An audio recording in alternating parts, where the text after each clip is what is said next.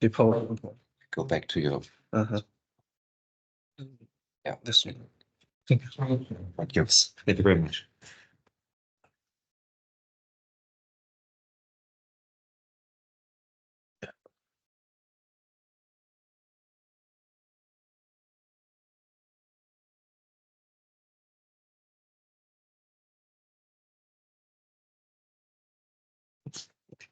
You can also use those here. Okay, so hello everyone. My name is Mingxin Li. I'm a current PhD student at the School of Architecture, Royal College of Law. And my research is about the environmental transformation projects conducted by the Chinese government in China. And my research site is at the east boundary of the Tibet, so which located at the boundary between the Tibet and the mainland China. So this place is more comparing with other places in Tibet. This place is more affected by the Chinese government, some policies and environmental transformation things. And for today's presentation, I just want to show some images I did from my field trip last month, and with some local stories from local people, and also the political environmental projects did by the Chinese government. So this mountain is Amilago, which is a deity of this area. And in the Zoige area, from local people's view, the land belongs to Amilago because Zoige is the territory he gained through war with other deities in the past. Also, in another narration, Amilago is their ancestor. So to some extent, after Amilago became mountain, because the Amilago dead, so Amilago became this mountain. The land became his, and also when he became this mountain, and the land became his body. So according to the interview with the local elderly previously, a man went to dig out for some medicines at the bottom of Amilago, and then the sky thundered at night. It is said that the thunder is the anger of Amilago. And the thunder stopped after monks did Tibetan Buddhist forgiving rituals. So digging away the soil or the surface of the land, not just the land around the Amilago, will cause badness, which also affecting the growth of grass and other vegetations. So for the local people, they are all Tibetans, and they are the 90% of local people are local herders. So this deity of mountain, this mountain deity was the god of this the whole region, and they prayed to the mountain deity 5 times per month.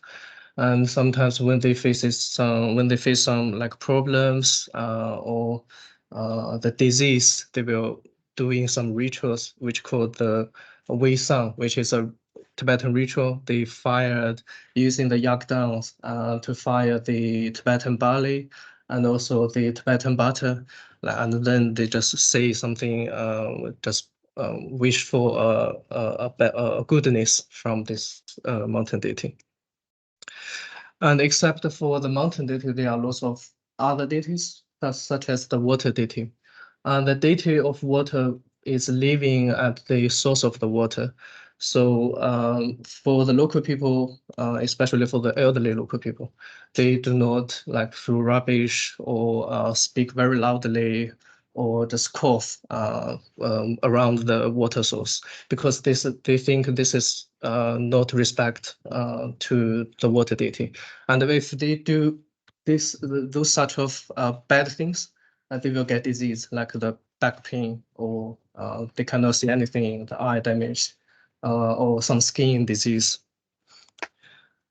And this is the materials, let's say the materials for the Wei Sang ritual, which is this materials was also the food for the local people. So they also think if they fire this food, the mountain deity will eat this. So like and also it's a connection between the local people's daily life with the mountain deities. and also other deities. And the Wisam, this kind of ritual became a medium or connection for the local people with their with the god of this region. But after the founding of People's Republic of China, they started lots of environmental transformation projects based on techno-scientific ways. And on the left-hand side is the first publication of Chinese marsh and peatland study, which describes the whole Zoige Plateau as an object, as a scientific object, which we can analyze. We can let's appropriate its the grass, the land, the soil, the water, and etc. etc. And from this study, it suggested the government to do like the transformation of the wetlands, because the wetlands contains too much water during that time. So they think the wetland is wasteland, so they cannot be used for like growing the agriculture foods or other things. So it's not productive. So yeah, so after this study, the Chinese government did lots of drainage of the wetland, as you can see from this old photo from the Xinhua News, which is a mainstream Chinese news media in 1973. So they did lots of drainages. So until now, you can see lots of like a very straight, and it's more than 1,000 kilometers during the whole Zoige wetland area. Although currently the government is doing lots of like the so-called environmental protection projects, but they only protect the area which you can see is here, which called the flower lake. They transformed this area because previously this area is a shared water source for the local people living around here.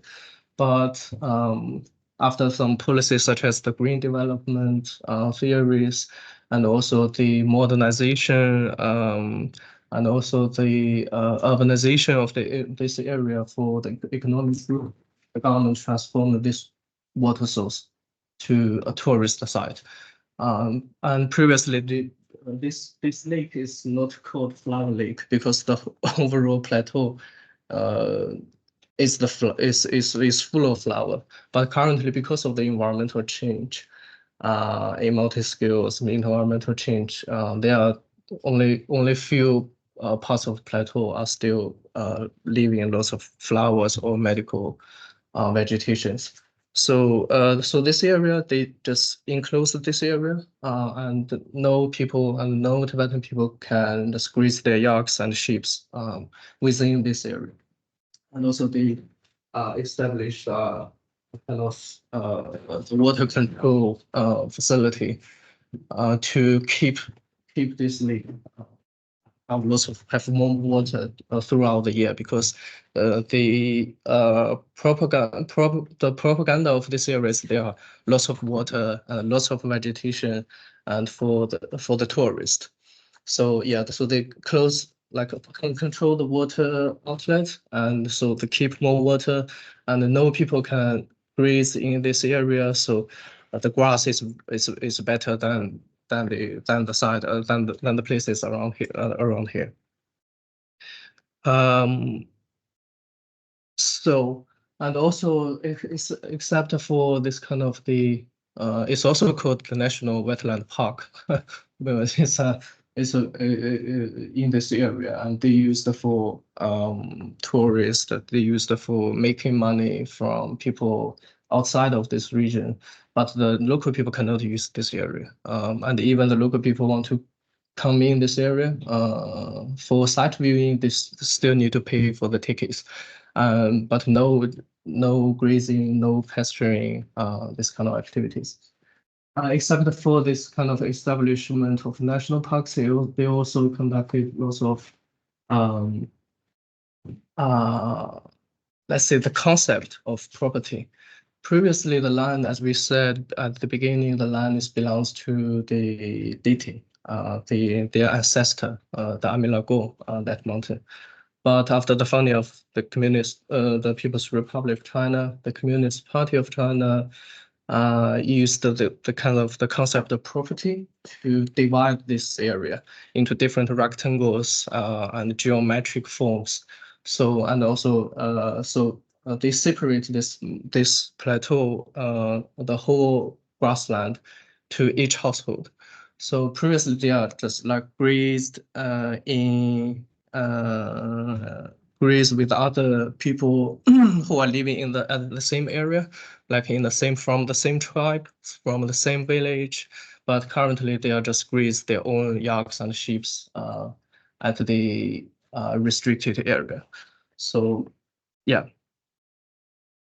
And also alongside the those kind of environmental transformation, they also did the urbanization, which caused the resettlement of the local Tibetan peoples, local herders, because previously before the founding of China, the local people just like the rotation, this rotation of grazing throughout the year, the summer pasture here, and then they move to the autumn pasture, and then move to the winter pasture, and then they move to the spring pasture. So it's a kind of circle because this kind of way is not decided was not decided by the children or by one adult. It was decided by very experienced herders. Sometimes it's very old people, so they have more observations and feelings about the weather, about the grassland, about the grass. So they choose when should they just move to the next pasture land. So they are moving throughout the year, but currently they are like settled at the village constructed by the government. And from the central Chinese government, all of these houses should be built with the support from the local government. So the local people can provide some money to each household, and then just help them to build this house. But in the Zoige area, the corruption is very severe, and the leader of this county just forced the local people to loan this money from the bank. So there is no financial support from the local government, so that local herders just pay this money by themselves and to construct the whole village and the town. So we can see, although these projects are different, some projects, some like maybe targeted on the environment, targeted on the wetland or the lake, some targeted on the grassland, and also some targeted on the housing stuff. But from another aspect, I think, and also which is the key points of my PhD research, which it's not just the different ways of constructing or different ways of developing this area, but it's the different ways of mobilization of abstraction. So for the local people, they also abstract the grassland, the mountain, the water source, or the water in the river, or the water in wetland. They also abstract all of this, let's say, environmental entities as something. For example, the mountain was abstracted like the god, the deity, and the water as well, but they are abstracted as a network of care. It's about care. It's related to the care with each other and how to find the relations which can coexist very well with the local environment. But for the current transformation did by the Chinese government, which abstracted all of these environmental entities as resources, as properties, which could be used or formed the market and for the economic growth. So this let's say two different regions of mobilization of the abstraction. So for my PhD, currently I'm developing some the aim of my PhD want to develop a kind of representation or a more performative ways for the local people, like to try to construct or establish the resistance to the current things. And because except for this kind of very visible change, the government also used the compulsory education, which called the compulsory education system, to educate all, in other words, the discipline the Tibetans to become citizens, and like to transform their minds from a very Tibetan ways of thinking to a modern ways of thinking. So and even and currently the children, the young people living in this area is like it's totally like citizens, like the Han dynasties. It's even the same as me. So they are no longer to some extent they are no longer Tibetan peoples. They're very modern people. They are citizens. They just born at this area, but we follow the same path. Like they have to receive the education from schools, from universities, etc. etc. So what I want to do is want to dealing with this kind of process, because after the founding of the China, they did lots of visible things, visible transformations, but currently they use kind of invisible things, which is more difficult for the local people to feel or to feel this change or to feel the difference. Sometimes it's very slightly difference, or they do not have this kind of ability to rethink of their knowledge, and even they think they are very backward. They are not.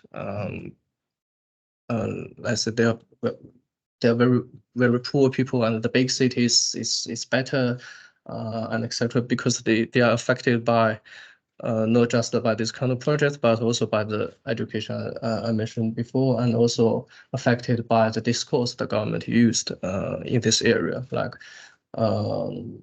living in this grassland, and you should be very grateful to the Communist Party of China. This is a very big slogan along the national road.